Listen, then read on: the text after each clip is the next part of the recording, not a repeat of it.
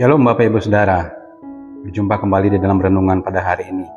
Bapak Ibu Saudara, pada hari ini judul renungan kita adalah merasa tidak layak.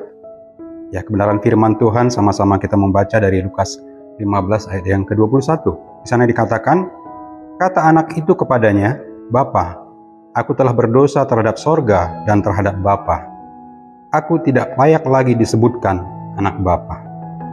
Bapak Ibu Saudara, hari ini kita masih belajar dari kisah tentang anak yang hilang. Bagaimana anak yang bungsu itu meminta bagian kepada ayahnya. Kemudian warisan itu dia pergunakan untuk berfoya-foya. Dia hambur-hamburkan ke negeri yang jauh dia pergi dan meninggalkan bapaknya.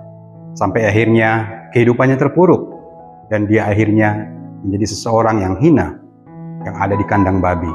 Sampai akhirnya kemudian dia teringat bagaimana kehidupan dia bersama dengan bapaknya.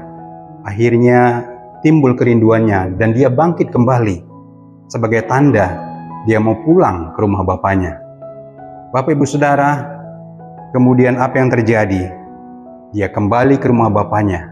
Dan kita tahu bersama-sama bahwa bapaknya sangat merindukan anaknya. Dari mana kita mengetahui hal itu?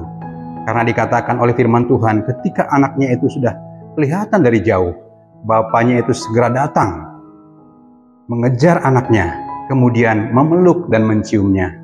Bapak Ibu Saudara, bisa kita bayangkan, seorang bapak yang sudah tua, dia melakukan itu sendiri untuk mengejar anaknya.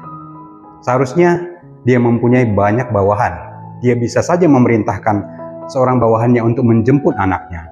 Tetapi itu tidak dia lakukan. Ini adalah tanda daripada kasih seorang bapa yang melupakan semua kesalahan anaknya. Anaknya mungkin merasa bersalah kepada bapaknya, tetapi bapaknya datang, memeluk dan mencium anak itu. Bapak Ibu Saudara, demikian juga kasih Allah dalam hidup kita. Kasih-Nya tidak berkurang. Ketika kita datang kepadanya dalam pertobatan, itu juga tidak menambahi kasih Allah kepada kita. Kasih-Nya tetap bagi kita. Bapak Ibu Saudara, tetapi apa yang terjadi? Ketika anak ini datang kepada bapaknya, anak ini merasa tidak layak. Apa yang dikatakan oleh anak ini kepada bapaknya? "Bapa, aku tidak layak di hadapan-Mu. Jadikan saja aku menjadi orang upahan bagi Bapa." Bapak Ibu Saudara, di sini kita melihat mengapa anak ini merasa tidak layak. Itu tidak lain dan tidak bukan karena ada dosa, karena ada kesalahan, karena ada pelanggaran yang dilakukan oleh anak yang bungsu ini terhadap papanya.